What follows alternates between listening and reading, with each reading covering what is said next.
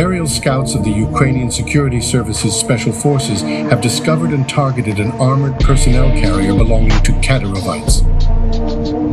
The armored vehicle was destroyed along with its crew members as a result of a drone strike.